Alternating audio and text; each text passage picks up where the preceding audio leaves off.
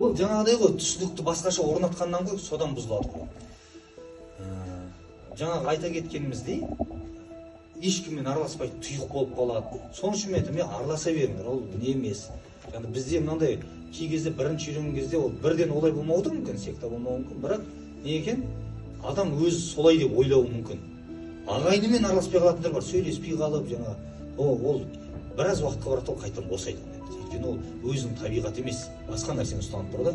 Ал шариғат деген нәрсе нені үйретеді? Дін үйренген кезде Құдайға құлшылығымен қоса арлы намысты болуды, ұятты болуды, жаңағы бөтен кісі кім болып есептеледі, туысын кім болып есептеледі, осылардың кісі шарт қойғаннан кейін адам өзі кішкене тартына бастайды. Негізінде шариғат бойынша бөле деген бар ғой, бөлеміз бар ғой біздің. Бөле деген соншалық жақын адам болып есептелмейді негізі. Соның үшін оған не екен, оның алдында қыз баласы орамал тағып жүру керек болады. Бөлесінің алдында орамалын шешіп отыра алмайды.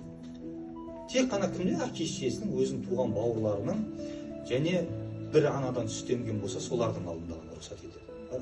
Сүт емгендер бір анадан, мысалға, мен бір бөтен бір қыз, бір анадан емдік дейік, мысалға, екеуміз үйлене алмаймыз, ол ешқашан неке жүрмейді. Өйткені неге? Бір ананы емгеніміз үшін сүт бауырлар болып есептелдік. Сондықтан ол қыз менің алдында орамалсыз жүре алады негізі. Неге? Өйткені маған неке жүрмейтін болғандығы үшін. Сондай бір шарттар бар.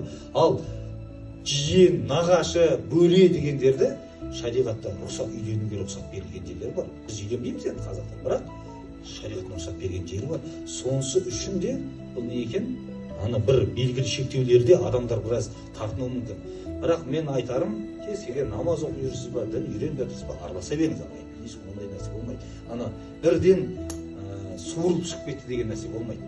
Бұл біздің түсінікте осылай. Түсінікті ме? Біздің түсінігіміз бойынша ағайын, жаңағы бөле, жиен, нағашы дегендер, құдағи деген бәрі жақын адамдарымыз болып кеткен. Бізге түсінігіміз бойынша.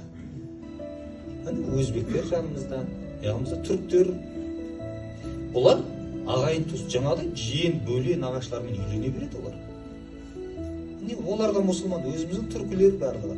Оның түсінігіне былай айтады екен олар. Қызды ұзаққа, алысқа бөтен біреуге беруге болмайды. Қыз алдымызда болу керек.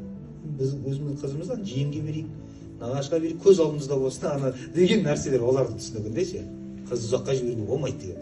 Біз жақынға беруге болмайды дейміз. Біздің түсінік ұзаққа кету керек. Жеті ата деген нәрсені қойып тастағанбыз.